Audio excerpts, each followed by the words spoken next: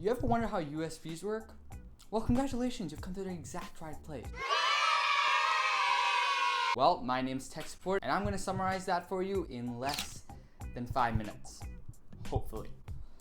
So first of all, USB stands for Universal Serial Bus. In today's episode, we're going to be talking about USB cables, like this one, which you see and connect to webcams, digital cameras, network connections. Basically, all connections nowadays use USB. So basically, USB stands for Universal Serial Bus, and is a very simple and flexible way of connection between your personal computer and many other devices, which we like to call peripheral. Now, the great thing about USB and the reason why we really like to use it, because of three things: it's speed, mobility, and flexibility. First of all, for USB 2.0, which is basically like a version of USB, the maximum speed goes up to 480 megabytes per second, which is quite a lot. And the length of one individual USB cable can go up to 5 meters. Now, the only reason USBs work is because it uses two types of connectors: the A connector and the B connector. Now, the A connector is something like this. It's the upstream flow of data towards the computer or device. A B connector is something basically where data comes downstream, basically like a connect. Yeah,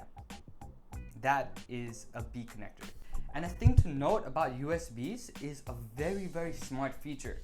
You can only enter it one way, because as you can see, there's a blocked area and a non-blocked area, which means that basically when you enter it to this, there's only really one way you can enter it into a B connect. Now, USBs need power. Obviously, they transfer data, and you can't transfer data without power. So there are two ways your USB can gain power. For big devices such as printers or large computers, of course, the power comes from the device itself. So for example, if a USB A connector is coming from, let's say, a computer or a printer, and thus connects to a computer, that electricity is of course coming from the power supply of the printer. How about a small peripheral device like a mouse or a keyboard, which doesn't necessarily have its own power supply? Well, obviously in this case, the power supply comes from the B connector. Thus, it comes from the original device that's connecting to the peripheral device. Basically, in summarized terms, if I were to have a mouse, this is a wireless mouse, but let's just say it connects with a wire, and it connects to, let's say, my phone here. Basically what happens is the power comes from my phone to the mouse, and my USB uses that power to transfer the data from the mouse to my phone. Yeah. Now coming to the part that all of you are waiting for. How do USBs actually work? Basically, when a computer is powered up and the USB device is connected to the hub, a process will begin where the computer basically asks the USB device how much bandwidth is required. Bandwidth is basically the amount of data that can be transferred from one place to another.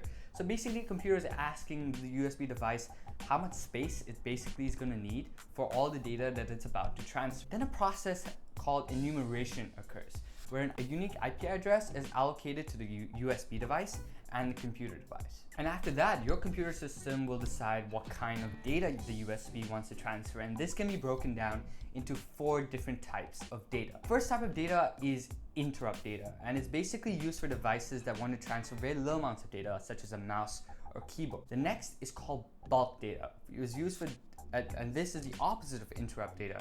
It's basically in the word itself, to transfer large amounts of data, such as from a computer to a printer, an image, for example. The next type of data is it's called isochronous, something like that.